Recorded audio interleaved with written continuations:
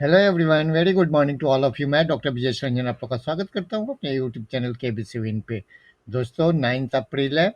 एक नए वीडियो के साथ आप लोग के सामने आया हूँ। इस वीडियो में हम लोग 10 जीके क्वेश्चंस और उसके आंसर को डिस्कस करेंगे, जो काफ़ी इम्पोर्टेंट है। दोस्तों, सारे क्वेश्चन सिलेक्टेड और इम्पोर्टेंट है, इसलिए वीडियो को एंड तक देखिएगा। कुछ ना कुछ इन्फॉर्मेशन लेकर ही जाइएगा आप। चलिए शुरू करते हैं। हमेशा की तरह शुरू करने से पहले रिक्वेस्ट है, प्लीज़ सब्सक्राइब कर लीजिए। नोटिफिकेशन बेल आइकन को प्रेस करके ऑल को भी क्लिक कर लेना, ताकि मेरे द्वारा अपलोड किया हुआ सारा वीडियो आपको टाइम पे मिल जाए। चलिए अब शुरू करते हैं। पहला क्वेश्चन है, in which mountain range does the Siachen glacier lie? Siachen glacier किस पर्वत श्रृंखला में स्थित है? ऑप्शन है आपके पास हिमालय, काराकोरम, कुनलुन और हिंदू कुश। दोस्तों, ये आप इमेज देख रहे हैं, ये पीओके है। ये आज़ाद कश्मीर जो लिखा हुआ है पीओके है, पाकिस्तान ऑक्युपाइड कश्मीर। और ये गिलगिट बाल्टिस्तान, ये सारा पाकिस्तान ऑक्युपाइड है। सक्सम जो है ये भी उधर ही है। और ये अक्साई चीन जो है ये चाइना द्वारा ऑक्युपाई किया हुआ है। इस दोनों के बीच में आप देखिएगा, ये गिलगिट और बाल्टिस्तान के बीच में यह सियाचिन ग्लेशियर है। दोस्तों, ये सुरक्षा की दृष्टि से हम लोग के लिए काफ़ी इम्पोर्टेंट है। सबसे पहले क्या है कि ये पाकिस्तान को चाइना से डायरेक्ट कांटेक्ट होने में बाधा डालता है। तो ये हमारे लिए काफ़ी इम्पोर्टेंट ग्लेशियर है, जो काराकोरम रेंज में है। दोस्तों, काराकोरम नॉर्थ से साउथ ईस्ट तक, नॉर्थ साउथ आप ऐसे ले लीजिए, और ऐसे करके ये करीब 70 किलोमीटर के आसपास का ग्लेशियर है, और आपको एक काराकोरम रेंज में है। चलिए देखते हैं अगला क्वेश्चन। अच्छा, ये देख लीजिए क्या लिखा हुआ है इस पे। लॉन्ग वर्ल्ड्स का लॉन्गेस्ट माउंटेन ग्लेशियर है जो काराकोरम रेंज में है। सियाचिन ग्लेशियर वर्ल्ड का लॉन्गेस्ट माउंटेन ग्लेशियर है। 70 किलोमीटर लंबा फैला हुआ है, इंडो पाकिस्तान बॉर्डर पे है। ये तो मैंने आपको बता दिया। इंडो पाकिस्तान क्या दोस्तों, यदि सही मायने में तो ये तो हमारा ही है, पूरा इंडिया का है, जम्मू कश्मीर का हिस्सा है। और पाकिस्तान तो इधर आ गया यहाँ पे इस साइड में, तो पाकिस्तान का कहाँ से हो गया, ये सब हमारा ही है। और एक क्वेश्चन आता है, अफगानिस्तान का बॉर्डर इंडिया से लगा है कि नहीं? तो ये हम जब आंसर करेंगे तो हम बोलेंगे कि लगा हुआ है, क्योंकि ये देखिए, ये अफगानिस्तान है और ये जम्मू कश्मीर का हिस्सा है, जो कि हम लेके रहेंगे तो ये हमारा बॉर्डर लगता है अफगानिस्तान से। यहाँ पे आजकल फिलहाल ये पीओके से लगता है। चलिए अगला क्वेश्चन देखते हैं। एक और मैप है, देख लीजिए, बड़ा सा मैप है ये। इधर आज़ाद का गिलगिट बाल्टिस्तान है, ये रहा सियाचिन ग्लेशियर, जो चाइना का ये भी हमारे ही है, लेकिन चाइना के कब्जे में इसको यहाँ पीओके को बाधा डालता है। काफ़ी इम्पोर्टेंट है, इसलिए हमेशा यहाँ पे सुरक्षा तैनात रहती है। अगला क्वेश्चन है, कल्पना चावला किस स्पेस शटल से अंतरिक्ष में गई थी? Discovery, Endeavour, Atlantis, Columbia. दोस्तों, ये कोलंबिया से गई थी। और एक चीज बता दूं, ये 16 दिन रही थी, और करीब 1 फरवरी को जब वापस लौट रही थी, तो इंडिया के जो इंडिया बोल रहे हैं, अर्थ के एटमॉस्फेयर में जब एंट्री कर रही थी, तो इनके इस शटल में आग लग गई। और इसके जितने क्रू मेंबर थे, 7 लोग थे, जो जिनकी मृत्यु हो गई। दुखद घटना थी बहुत।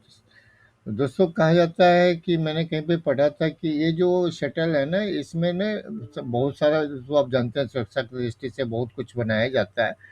और सबसे बाहरी लेयर जो होता है उसको इंसुलेट किया जाता है, ब्लॉक ब्लॉक में पूरे इस शटल को इंसुलेट किया गया था। लेकिन जब ये जा रहा था ऊपर की ओर, जब उड़ना शुरू हुआ था, तो यहीं पे किसी ब्लॉक से एक हिस्सा निकल गया था। तो ये सब नासा को पता था कि वापसी में इसमें आग लगनी है। इन जो साथ इसमें बैठे थे उनको नहीं पता था, क्योंकि ये बाहर की ओर गिर गया था एक हिस्सा इंसुलेशन का, जो वापसी में कहा जाता है कि आग लगनी थी, और नासा को पता था इस बारे में, लेकिन अंदर जो लोग बैठे थे उनको नहीं बताया गया था। अगला क्वेश्चन है, for which sport is the Rangaswamy cup awarded? Rangaswamy cup किस खेल के लिए दिया जाता है? दोस्तों, ये हॉकी के लिए दिया जाता है। हॉकी के लिए, इसके अलावा कुछ और मैंने लिखे हैं यहाँ पे, इसको भी ध्यान रखिएगा, पूछा जा सकता है। मुंबई गोल्ड कप हॉकी के लिए दिया जाता है। आगा आगा खान कप हॉकी के लिए। आशुतोष ट्रॉफी फुटबॉल के लिए। विनोद माकन ट्रॉफी क्रिकेट के लिए, रामानुजन ट्रॉफी टेबल टेनिस के लिए और पृथ्वी सिंह कप पोलो के लिए दिया जाता है। कुछ एक्स्ट्रा इन्फॉर्मेशन है इसमें। और ये जो रंगास्वामी कप है सबसे पहले 1928 में ऑर्गेनाइज किया गया था। इसको इसलिए ऑर्गेनाइज किया गया था, आप लोग को तो पता है कि 1947 से पहले प्रोविंस हुआ करता था, इंडिया प्रोविंस में बटे हुए थे। उनके आपस में उनके प्लेयर नेशनल टीम पे खेले हॉकी, तो उसके लिए आपस में इंटर प्रोविंशियल टूर्नामेंट होता था। और इसी को ये जो टूर्नामेंट रंगास्वामी कप के लिए होता था, जिसमें लोग सेलेक्ट होके फिर नेशनल टीम के लिए खेलते थे, ओलंपिक टीम के लिए। अगला ये है रंगास्वामी कप, देख लीजिए। अगला क्वेश्चन है, तुगलक के तुरंत बाद किस राजवंश ने दिल्ली पे शासन किया? Which dynasty ruled Delhi immediately after the Tughlaq? दोस्तों 5 डायनेस्टी है जिन्होंने दिल्ली पे राज किया है। स्टार्टिंग 1206 में हुआ था और 1526 में बाबर जब आया और ये अपना मुगल साम्राज्य स्थापित किया, तब तक ये दिल्ली सल्तनत चलता रहा। और सबसे पहला था स्लेव डायनेस्टी। ये जो मोहम्मद गौरी यहाँ से वापस गए, अपने गुलाम को छोड़ गए, कुतुबुद्दीन ऐबक को, जिसने ये स्थापना की थी स्लेव डायनेस्टी। स्लेव मतलब गुलाम डायनेस्टी, और वो गुलाम था मोहम्मद गौरी का। तो इसने शुरू की थी मोहम्मद कुतुबुद्दीन ऐबक। फिर उनका एक गुलाम था इल्तुतमिश, उसने आगे दूसरा राजा वो बना था। फिर उसके बाद उसकी बेटी रजिया सुल्तान, आपने नाम सुना होगा, वो भी राज की थी। उसके अलावा एक और खूंखार राजा था इनका, इस डायनेस्टी का, बर्बन बर्बन। तो 4 मेन रूलर थे स्लेव डायनेस्टी के। उसके बाद खिलजी डायनेस्टी 1290 में आया, काफ़ी लंबा चला था ये स्लेव डायनेस्टी। 1290 में खिलजी डायनेस्टी आया, वो करीब 30 साल चला। 1320 में तुगलक डायनेस्टी आया। इसके जो थे मोहम्मद बिन तुगलक, फिरोज शाह तुगलक के मेन रूलर थे उनके, तो वो 1320 में आया, करीब 96 साल तक रहे। और सैयद डायनेस्टी का कोई खास रोल नहीं था, वो 30-35 साल रहे थे। तुगलक डायनेस्टी के ख़त्म होने के बाद आए थे, मुल्तान का गवर्नर था।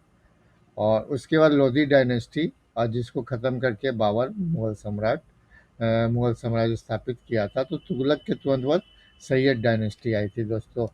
और सैयद डायनेस्टी में खिजर खान मेन रूलर था, और कोई खास कुछ काम हुआ नहीं था इनके राज में। चलिए अगला क्वेश्चन देखते हैं। इस्लामिक कैलेंडर का पहला महीना कौन सा होता है? अशूर, मुहर्रम, रमज़ान, हदीद।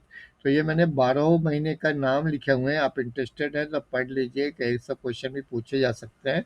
तो पहला महीना मुहर्रम होता है। और मैंने इनके वीक डेज भी लिखे हैं, जो संडे मंडे को क्या बोलते हैं, ये सारा यहाँ लिखा हुआ है। पढ़ूंगा नहीं, आप वीडियो पॉज करके यदि आप इंटरेस्टेड है पढ़ सकते हैं।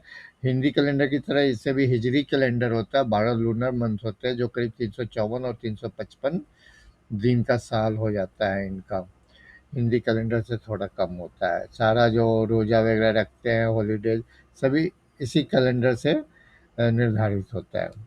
अगला क्वेश्चन है, भारत की आज़ादी के दिन गांधी जी किस शहर में थे? दोस्तों आप लोग पता है 15 अगस्त 1947 को हम आज़ाद हुए थे, और जब देश में खुशियाँ मनाई जा रही थी, पूरे दिल्ली लबालब भरा हुआ था, तो गांधी जी दिल्ली से दूर कोलकाता में बैठे थे, क्योंकि वहाँ पिछले 1 साल से हिंदू मुस्लिम का राइट चल रहा था। इसलिए हंगर स्ट्राइक पे थे, लोगों को शांत करने के लिए वो कोलकाता में थे। तो 15 जब देश आज़ाद हुआ था 15 अगस्त 1947 को, तो उस दिन गांधी जी कलकत्ता में ही थे। अगला क्वेश्चन है, इनमें से किस पे अचानक हुए हमले के कारण अमेरिका द्वितीय विश्व युद्ध में शामिल हो गया? तो दोस्तों ये हवाई द्वीप है, यूएस के अंदर आता है। यहाँ पे एक पर्ल हार्बर है जो नेवल बेस है अमेरिका का बड़ा सा।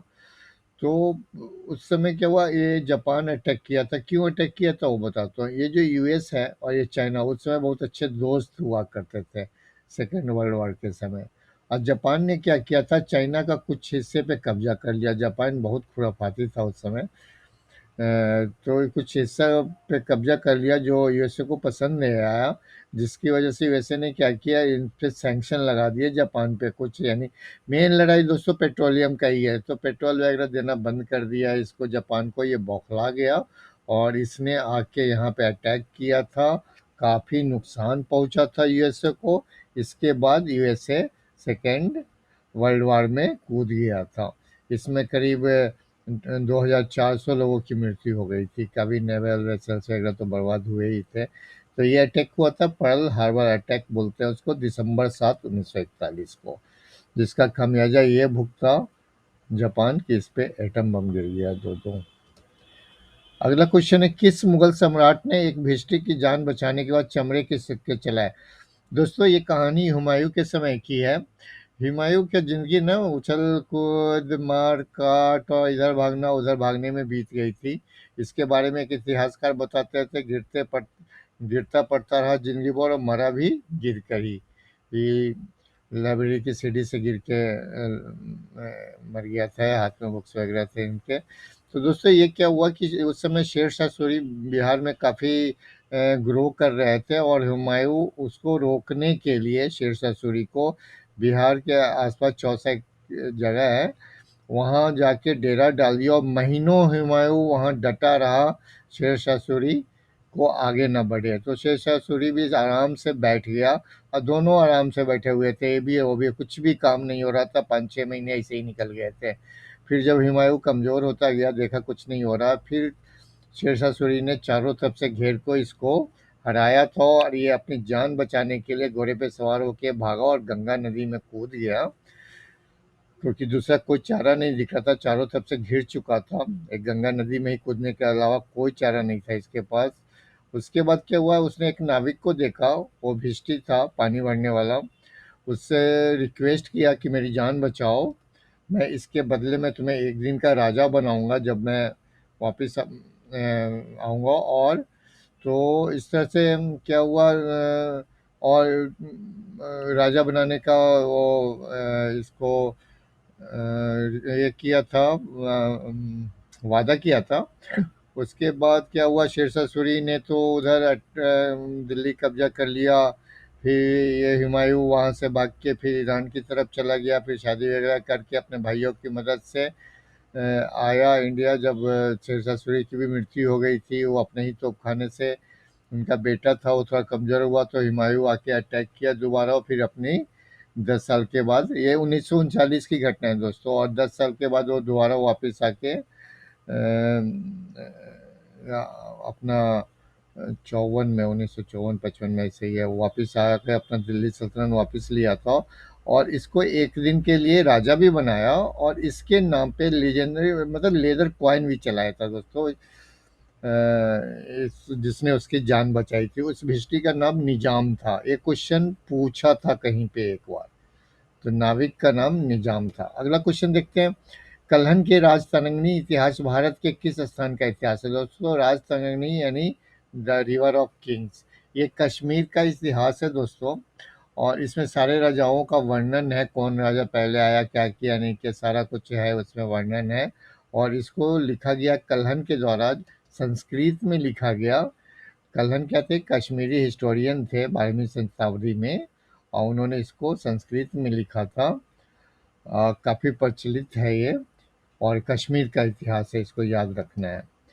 लास्ट क्वेश्चन है इस वीडियो का, रामायण में भरत ने राम के खड़ाओं की पूजा कहाँ की थी? दोस्तों ये पिक्चर अब इमेज देख रहे हैं, चित्रकूट का इमेज है।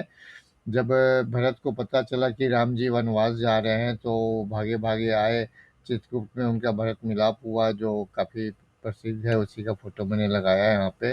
राम जी को वापस ले जाने के लिए आए लेकिन राम जी नहीं माने, फिर उनका खड़ाऊँ लोग के ये अयोध्या गया, लेकिन अयोध्या से उन्होंने राज नहीं चलाया भरत ने।